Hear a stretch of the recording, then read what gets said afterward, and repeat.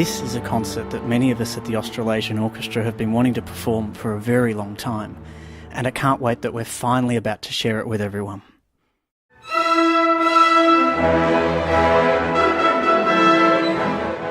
The centrepiece of the program is Dmitri Shostakovich's absolutely enthralling Symphony No. 11, but the concert will open with the delightful Colonial Song for orchestra by great Australian composer Percy Grainger, which has been graciously made possible by the Melbourne Grainger Museum.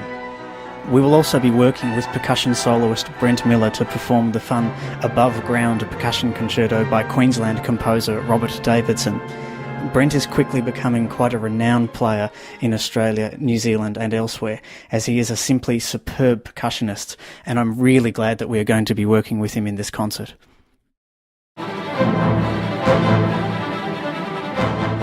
Above Ground, the Percussion Concerto by Robert Davidson. I first heard this piece at the beginning of my first year of undergraduate study at the Queensland Conservatorium of Music, Griffith University, and I was blown away. It had a huge impact on me. It's a great piece of music, and I'm thrilled to be giving the performance of the solo version of this concerto reimagined.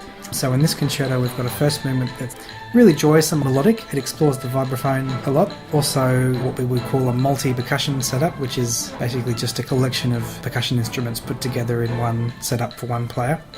The second movement, it's a bit slower, more lyrical. A bowed vibraphone is utilised, meaning that we take a string instrument bow. And the third movement goes off fast-paced, drummy, virtuosic, and just a whole lot of fun.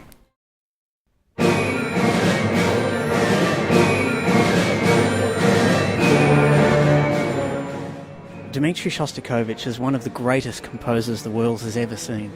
His Symphony No. 11 is the most raw, emotive, and yet absolutely thrilling work that he ever composed. For years, Shostakovich fell in and out of favour with the Stalinist regime in USSR Russia.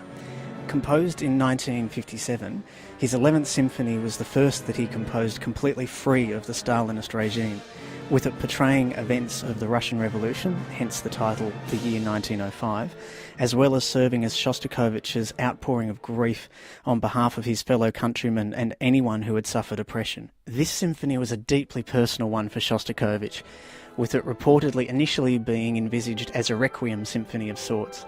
Revealingly, the initial title was The Year 1906, which was the year of Shostakovich's birth. So Shostakovich's 11th Symphony has been on my bucket list for a long time, so I'm thrilled to have been invited back in the second half to join the percussion section. And Shostakovich is just about my favourite composer. I love all of the symphonies, particularly the late ones where he really gets heavy. It's almost like the heavy metal of classical music, and particularly in number 11 you really get an insight into how horrific and oppressive that time in Russia was.